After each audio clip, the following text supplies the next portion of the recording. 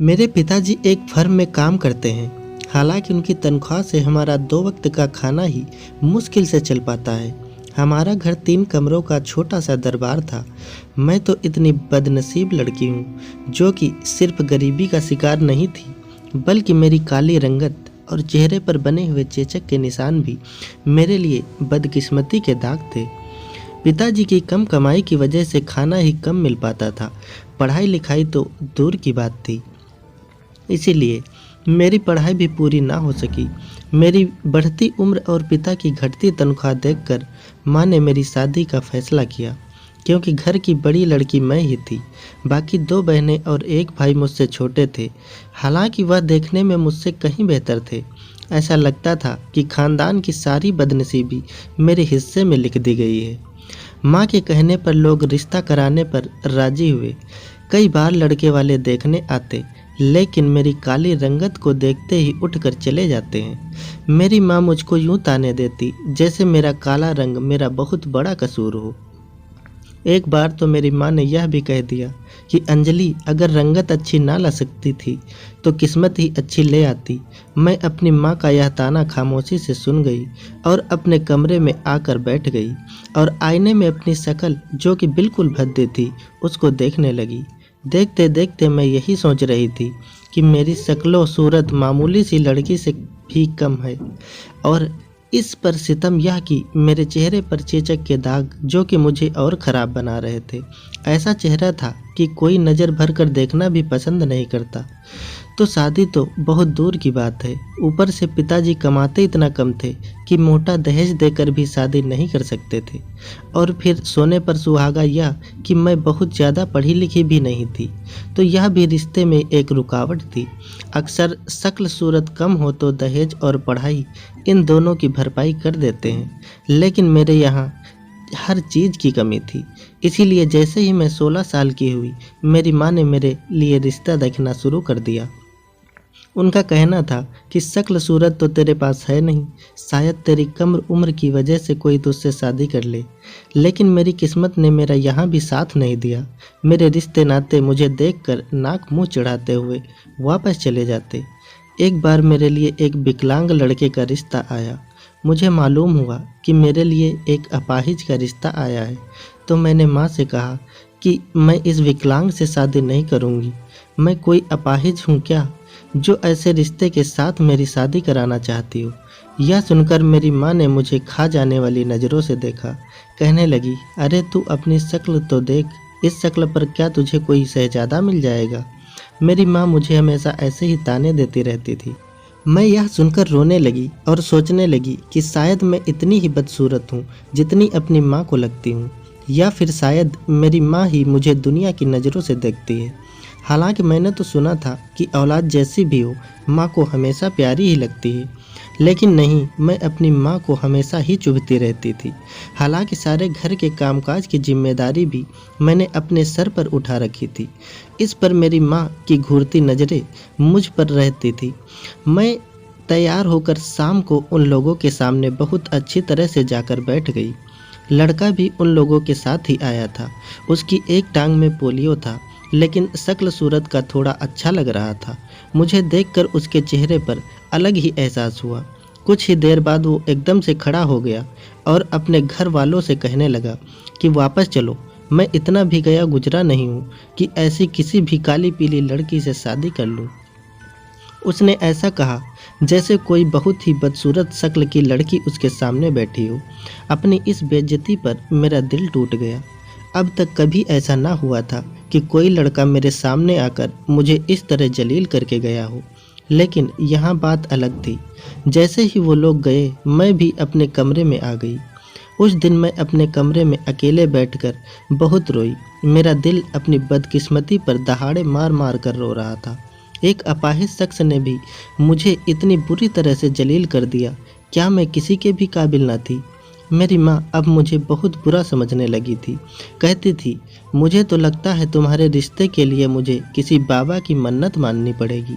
चलो, किस्मत में गरीबी तो हमारी वजह से लिख कर आई थी, मगर इस काली सी शक्ल का क्या करूं? शक्ल तो अच्छी ले आती।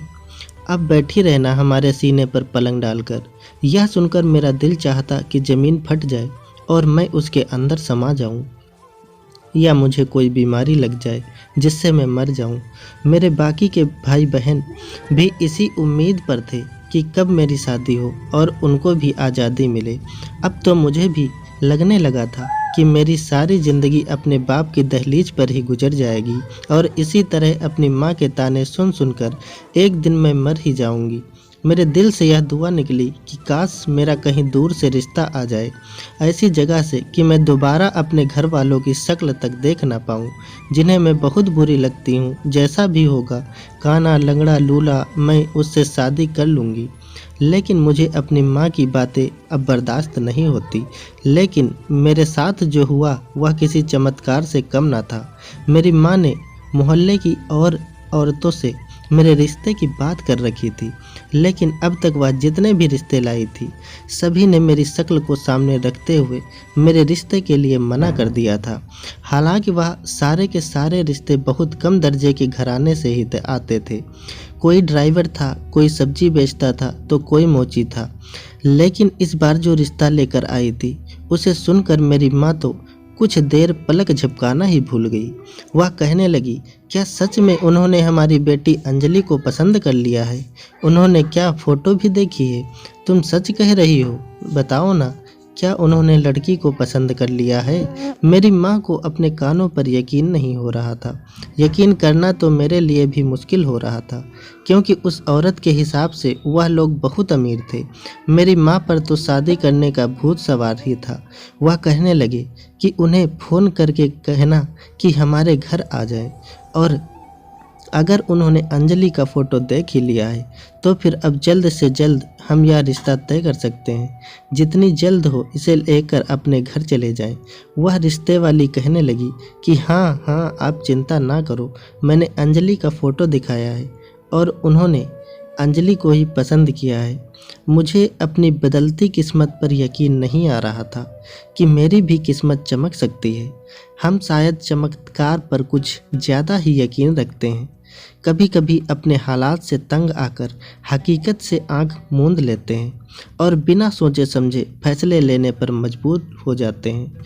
उन लोगों को मुझे देखने आना था। मैं बहुत ज़्यादा नर्वस थी। आज से पहले कभी ऐसा नहीं हुआ था, क्योंकि इस रिश्ते का मुझे पता था कि इन लोगों ने लड़की को पसंद कर लिया है। और अब मैं सोच रही थी कि लड़के में पता नहीं कौन सा ऐब है, क्योंकि पैसे में तो वह कम नहीं था, तो फिर किस वजह से मुझ जैसी लड़की को उन्होंने पसंद किया है।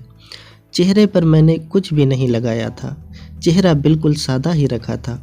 मैं चाहती थी कि वह मुझे मेरे असल रूप में देख ले, या ना हो मेरी तस्वीर पर लगाया गया फ़िल्टर उन्हें धोखे में रखे। ना जाने क्यों मेरा दिल ज़ोर ज़ोर से धड़क रहा था। मुझे लग रहा था वह लड़का भी मुझे इस अपाहिज की तरह से जलील करके चला जाएगा। मैं जब कमरे में आकर बैठी तो मेरी एक नज़र ही सामने बैठे नौजवान पर पड़ गई। वह तो गबरू जवान था, बहुत ही हैंडसम लड़का था। रंगत भी एकदम गोरी चिट्टी थी और अमीर तो वह बहुत ही थे। बस एक पल ही हमारी नज़रें आपस में मिली और मेरा दिल यूं हो गया जैसे अभी मेरे सीने को फाड़कर बाहर निकल आएगा। वह मेरी तो क्या, मेरी सारी दोस्तों और मेरे पूरे ख़ानदान की लड़कियों की सोच से भी कहीं आगे बढ़कर था। वह ऐसा लड़का था जिसे देखते ही अच्छी से अच्छी शक्ल वाली लड़की उससे शादी करने को राजी हो जाए। हालांकि मुझे लगा कि कहीं ऐसा ना हो यह लोग अचानक उठकर खड़े हो जाएं और मुझे सुनाते हुए बाहर चले जाएं, क्योंकि जब इतने गए गुजरे लड़के ही मुझे जलील कर चुके थे, तो अब इनका तो कहना ही क्या था। मेरा दिल चाहा कि उठकर कमरे से बाहर निकल जाऊं, क्योंकि मुझे मालूम था कि 100% इनकार ही होगा। वह लड़का मुझ पर फटकारा डालते हुए मेरे घर से निकल जाएगा और मैं रिश्ते के नाम पर और ज़्यादा जलील होना बर्दाश्त नहीं कर सकती थी। लेकिन इस नौजवान की नज़रें मुझ पर जमी हुई थी। उसकी आंखों की तपिश ने मुझे बहुत ज़्यादा हड़बड़ा कर रख दिया था। मुझे हैरत का झटका तो उस वक्त लगा जब उस नौजवान ने अपने पास बैठी अपनी माँ से कहा कि मॉम, मुझे यह लड़की पसंद है। आप उसे मंगनी की अंगूठी पहना दीजिए। मेरा दिल तो यह सुनकर धड़कना ही भूल गया था कि मैं इसे पसंद हूँ। आखिर मैं कैसे इसे पसंद आ सकती हूँ? एक गरीब सी लड़की जिसकी रंगत भी सांवली है, वह आखिर इस खूबसूरत और हैंडसम लड़के को किस तरह पसंद आ सकती है? अचानक से मेरी नज़र जब दोबारा उस लड़के से मिली तो मैंने देखा वह मुझे देखकर मुस्कुरा रहा था। मुझे उसकी शक्ल पर शक होने लगा। मुझे लगा यह शख्स ज़रूर मेंटली तौर पर पागल है और शायद इसीलिए मैं उसे पसंद आ गई हूँ। हद तो यह हुई कि उसकी माँ को भी बिल्कुल ऐतराज़ नहीं हुआ। यह बात भी मेरे लिए बड़ी झटके की थी कि मेरी माँ की तो खुशी के मारे हंसी खिल गई थी। मुझे लगा यह सब कोई ख्वाब है। अभी मैं नींद से जागूंगी तो यह हसीन ख्वाब चकनाचूर हो जाएगा, क्योंकि ना मैं हुस्न की परी हूँ, ना मेरे पास कोई बहुत बड़ी दौलत है और ना ही मैं कोई बहुत ज़्यादा पढ़ी लिखी लड़की हूँ। मुझे तो ढंग से इंग्लिश बोलना और पढ़ना भी नहीं आता। मेरे पास तो कोई भी खूबी ही नहीं थी। मेरी अक्ल हैरान थी। मैं उन्हें पसंद आ गई, लेकिन मेरी माँ इसे किस्मत का खेल समझकर फूले नहीं समा रही थी। मेरे हाथ में महेश के नाम की अंगूठी सज चुकी थी, जो बहुत कीमती थी। मेरी माँ ने पूरे मोहल्ले में मिठाइयाँ बांट दी।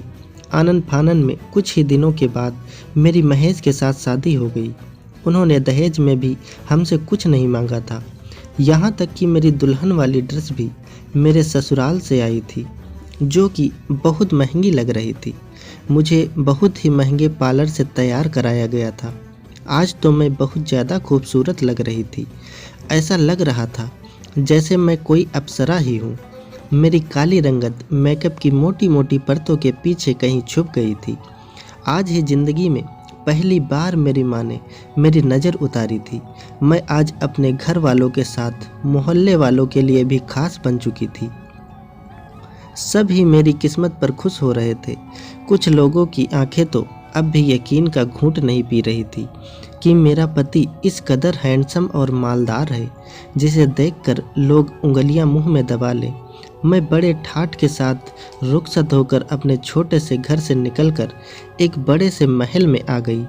मेरा कमरा ही इतना बड़ा था जितना तो मेरा पूरा घर भी नहीं था। एक खूबसूरत से बेड पर बैठी मैं अपनी किस्मत पर खुशियां मना रही थी। मुझे यकीन ही नहीं आ रहा था कि यह मेरा घर है। मैं बड़ी हैरत से उस कमरे को देख रही थी। तभी कमरे का दरवाज़ा खुला और सामने महेश को देखकर मेरा दिल मेरे सीने में थम सा गया। वह ऐसा नौजवान था कि जिसकी तमन्ना हर लड़की कर सकती थी, लेकिन वह मेरा नसीब बन चुका था। मेरे पति ने मुझे उस रात हर खुशी दे दी जिसकी एक बीवी को तमन्ना होती है। वह मेरी तारीफ़ कर रहा था और मुझे लग रहा था कि मैं कोई बहुत हसीन लड़की हूँ, कोई अप्सरा हूँ। हालांकि उस वक्त मैं अपनी सांवली रंगत को भी भूल चुकी थी। बस मुझे ऐसा लग रहा था जैसे मैं किसी जन्नत में हूँ और महेश मेरे साथ बैठे हुए मेरे हुस्न में चार चांद लगा रहे हैं। 5 दिन में महेश ने मुझ पर मोहब्बत ही न्यौछावर की थी। मुझे अपने आप ही बहुत हसीन लग रहा था। मैं खुद को हवाओं में महसूस कर रही थी। यहाँ तक कि मेरी सास का रवैया भी बहुत अच्छा था।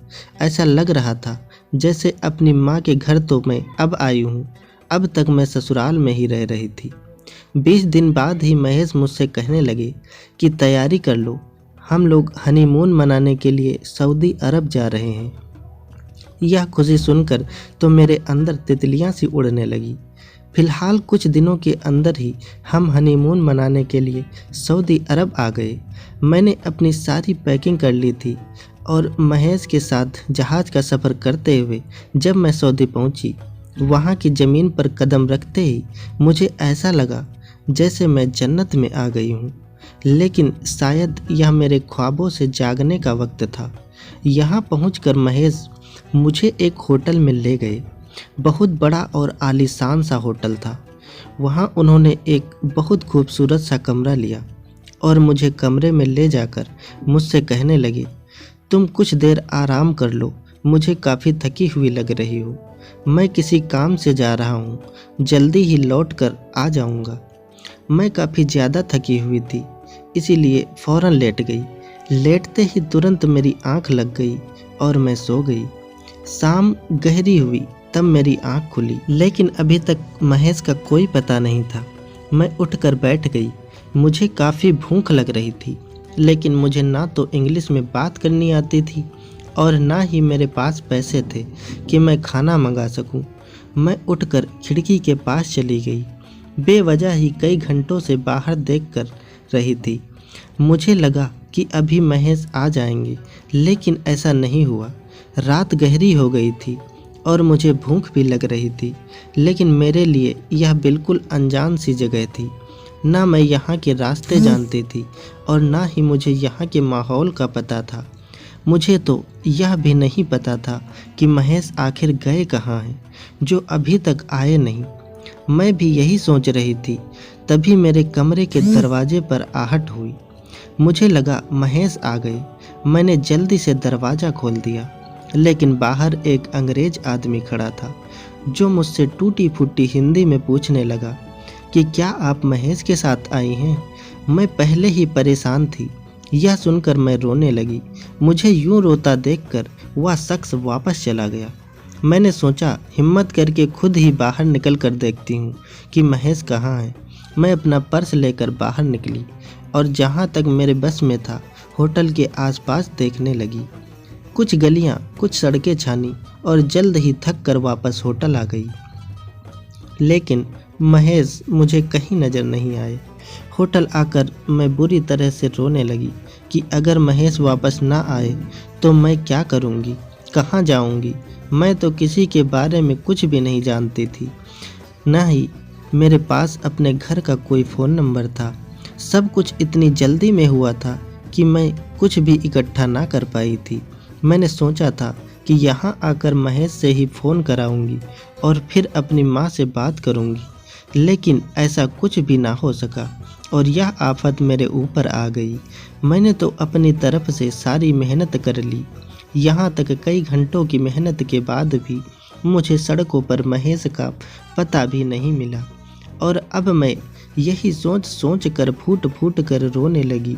महेश ना जाने कहाँ चले गए, लेकिन मैं नहीं जानती थी कि कुछ देर बाद ही मुझ पर कयामत टूटने वाली है। कुछ ही देर में मेरे कमरे पर दोबारा आहट हुई। जब मैंने दरवाज़ा खोला तो सामने वही अंग्रेज खड़ा था। वह मुझसे कहने लगा कि आपके पति का एक्सीडेंट हो चुका है। यह सुनकर तो मेरे होश उड़ गए। वह आदमी मुझे अपने साथ एक हॉस्पिटल में ले गया। कहने लगा, तुम्हारा पति हमारे होटल की गाड़ी में ही गया था, लेकिन रास्ते में ही उसका एक्सीडेंट हो गया। जब मैं हॉस्पिटल पहुंची तो मुझे पता चला कि महेश मर चुके हैं। मैं तो ऐसी हो गई जैसा कोई पागल होता है। आंखों में आंसू भरे मैंने वह बॉडी देखी जो पूरी झुलस चुकी थी। उसे देखकर पता ही नहीं चल रहा था कि उनके साथ क्या हुआ है। उनको तो पहचान पाना भी बहुत मुश्किल था। मेरा रो रो कर बुरा हाल था। मुझे इस देश के कानून नहीं पता थे। तभी इस होटल के मैनेजर ने कहा कि तुम अपने घर पर फ़ोन करके इस बात की खबर दे दो, लेकिन मेरे पास तो नंबर था ही नहीं, जिसकी वजह से मैं कोई फ़ोन नहीं कर पाती। मैं तो कुछ भी नहीं जानती थी कि मैं वापस कैसे जाऊंगी। रोती पीटती मैं वहाँ से वापस होटल के कमरे में आ गई। जब मैंने सामान खोलकर अपना पासपोर्ट ढूंढा तो मुझे वहाँ पर कुछ भी नहीं दिखाई दिया। मेरे पैरों तले से ज़मीन ही निकल गई कि यह मैं कहाँ फंस चुकी हूँ। ना मेरे पास पैसे थे, ना ही पासपोर्ट था और ना अब मेरे पास महेश था। यहाँ तक मुझे यहाँ पर बात करने के लिए यहाँ की भाषा भी नहीं आती थी।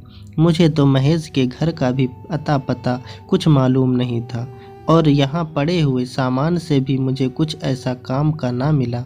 मेरे पास पैसे भी नहीं थे। हॉस्पिटल वालों ने महेश की डेड बॉडी भी नहीं दी, क्योंकि वह उसके लिए पैसे मांग रहे थे और मेरे पास कोई भी पैसा ना था। जो आदमी मुझे हॉस्पिटल लेकर गया था वह मुझे यह सारी खबरें बता रहा था। शायद वह इस होटल का मैनेजर था। वह मुझसे कहने लगा कि बिना पासपोर्ट के तुम्हें यहाँ की पुलिस पकड़कर जेल में बंद कर देगी।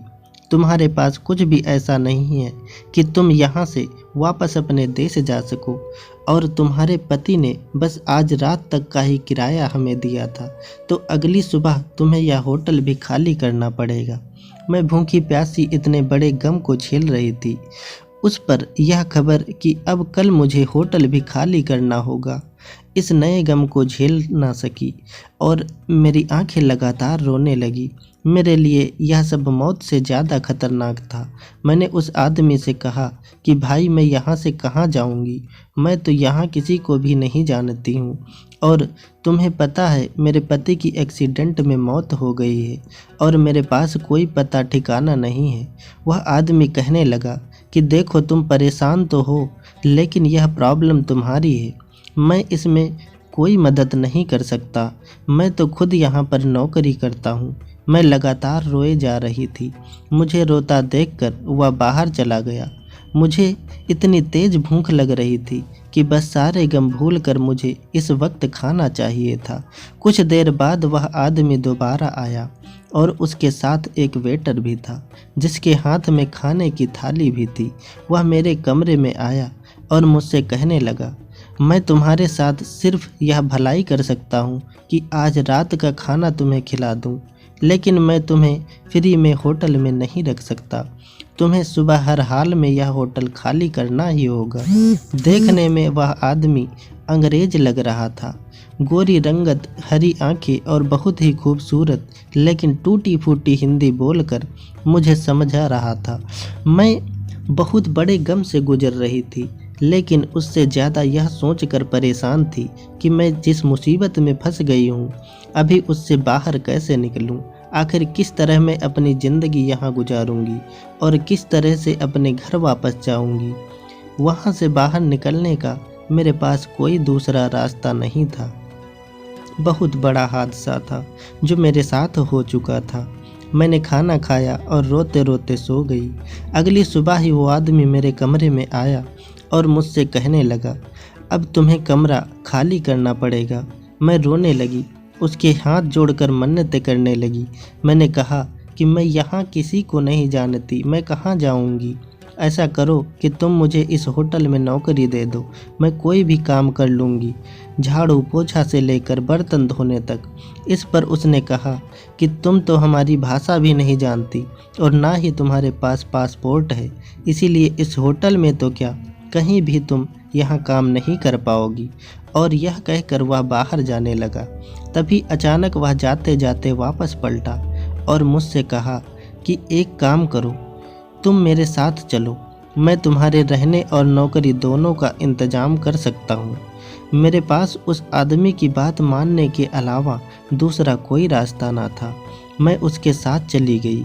जहाँ मुझे वो लेकर आया था वह एक पुरानी सी बिल्डिंग थी, जिसमें छोटे छोटे से फ्लैट हैं।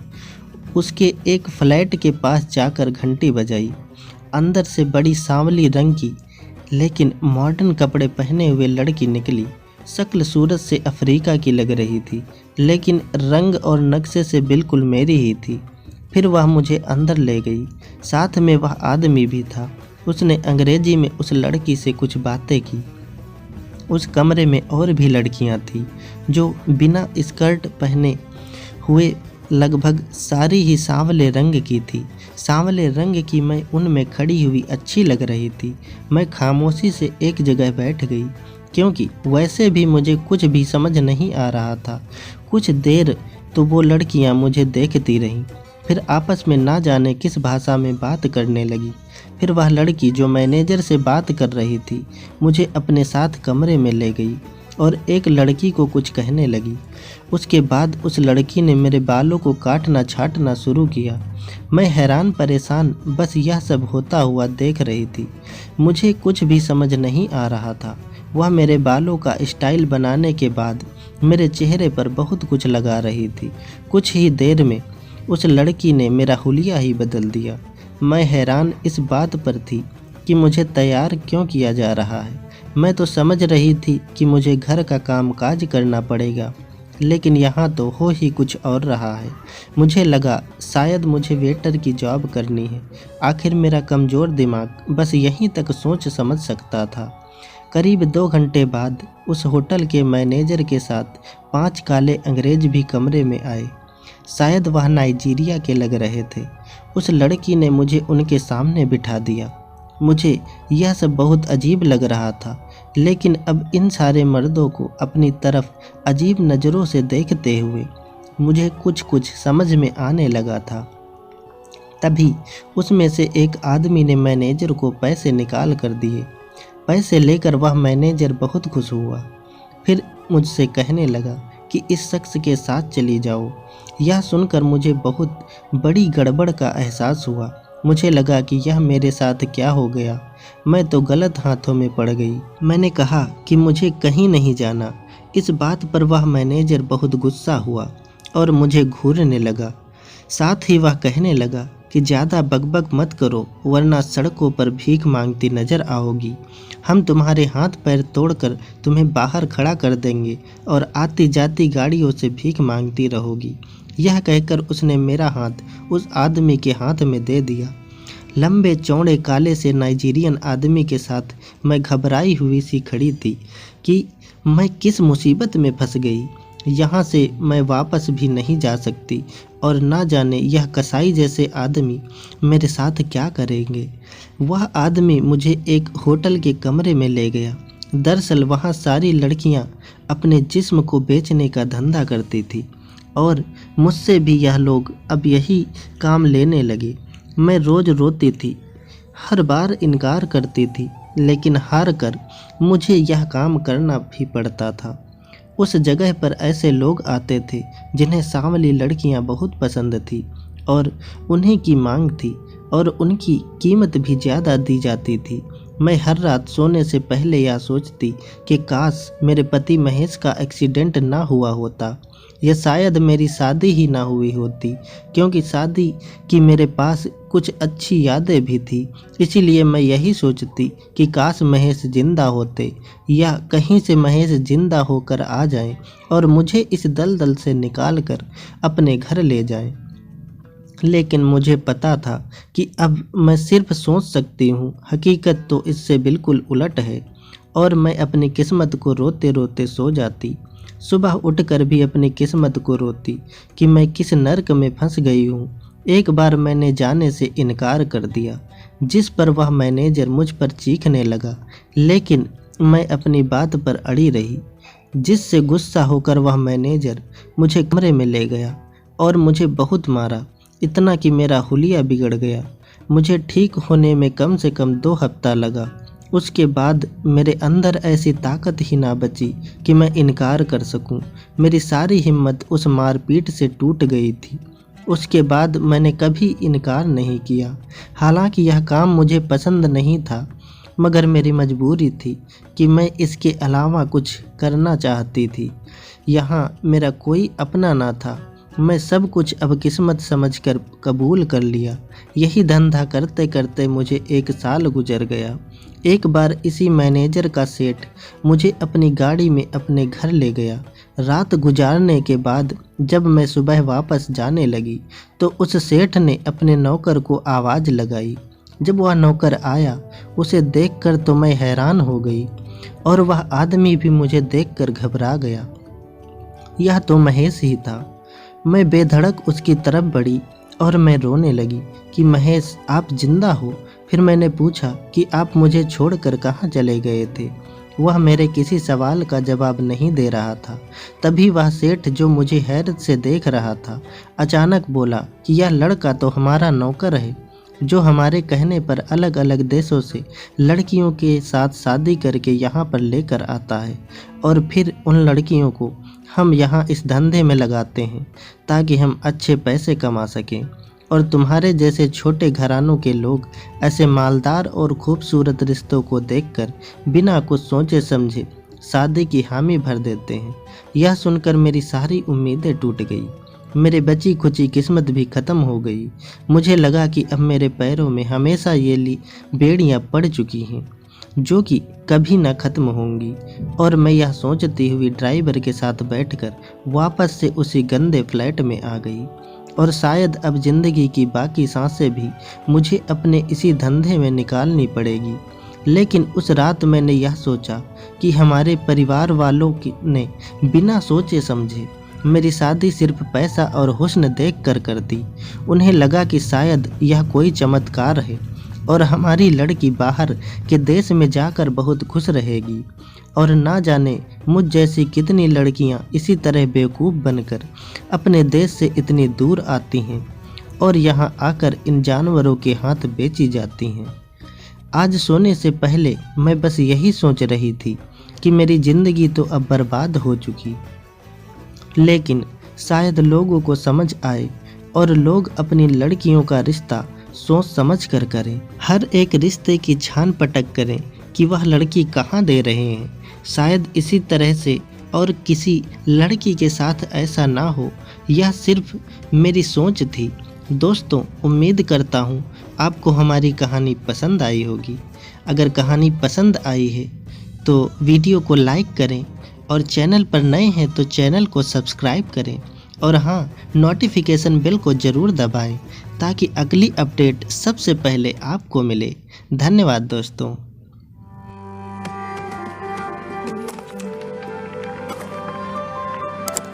Subscribe now and press the bell icon.